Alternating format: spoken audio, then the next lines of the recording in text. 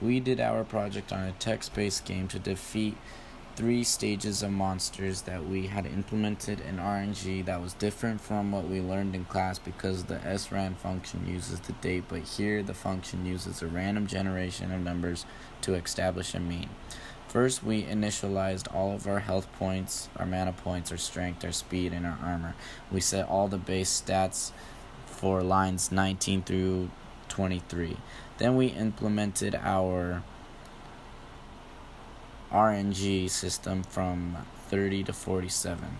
Then we implemented our health points, our mana points, our speed, and our armor. Depending on what our speed and armor is will be the result of how much damage we would take in that fight.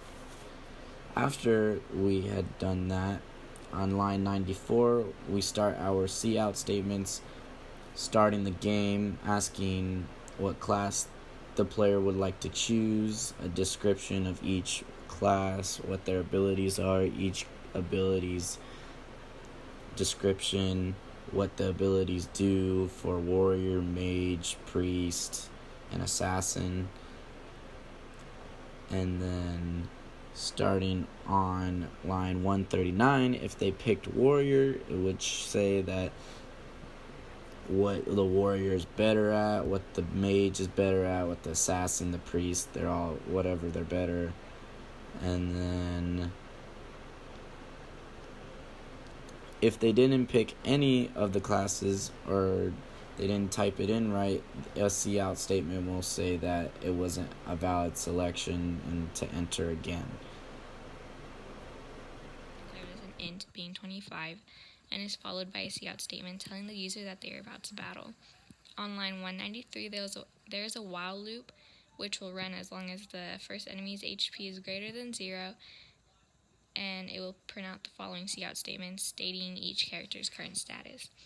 On line 202, the cout statement tells the user to input an ability, and on line 206, you see the if statement stating that if health points are less than or equal to 0, then the following cout statement will be printed and it will end the game. Otherwise, on line 212, the if statement prints out the following statement stating that if mana points are less than 0 and the ability input was 3, then 0 damage is done. On 219, the if statement says that if ability input was 1, then the enemy's HP is calculated and told to the user the amount of damage. Otherwise, the following else-if statements will be conducted if they meet the conditions of the statement and will calculate the amount of damage or health of the user and printing out what was done. Then on line 239, the same process is completed for the different instances of the enemy's choice of ability. On line 257, it proceeds to print out the statements of victory in the next phase of battle. On line 266, it declares the second enemy's HP as an int, which is now 35, and the same process is repeated in which, while the enemy's HP is greater than 0, that it will print out the following cout statements of the stats. The cout statement on line 277 then asks for an input which is processed on the cin statement. On 281, the if statement is stating instances in which the game would be over if health points are 0, and if mana points are less than 0, and ability 3 is used, then no damage is done, and the cout statement is printed. Then again, the series of if statements take in the user's input, and if it meets the statement's conditions, then the body of it will be printed and calculated, and this process is repeated as well through if statements for the enemy's ability towards the user. If the user defeats the skeleton, which is the second enemy, then it prints out the cout statement on line 332. On line 335, the third enemy's HP is declared as an int being 55. Then the cout statements introducing the final boss of the game. On line 343, the while loop will run as long as it meets the condition that it states, and then the cout statements will be printed along with the variables.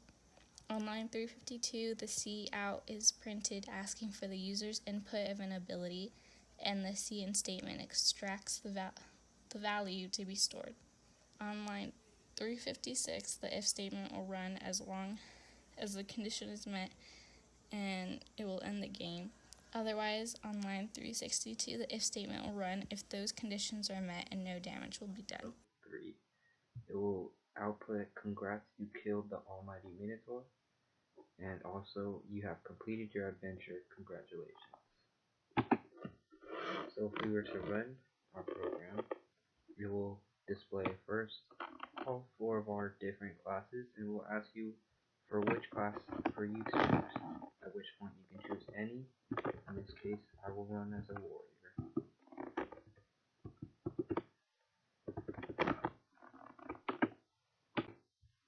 At this point, it will say that you have encountered a slime. Entering any of the numbers 1, 2, or 3 will allow you to implement any different type of attack or defense.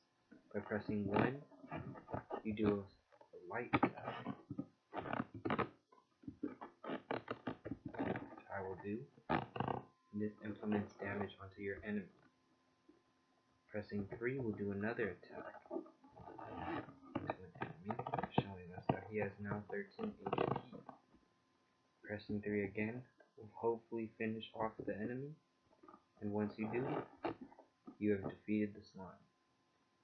Now going down to our battle 2, we have another fight appearing, so since I am still the warrior, we can still implement the same different types of attack by pressing 3, and now if I press 2, it also heals me up just a little bit as well. So the enemy has started with 35 HP, implementing an attack onto him has got him down to 23.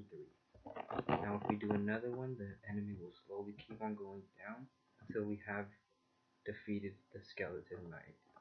Now on to battle 3, where the enemy starts off with 55 HP.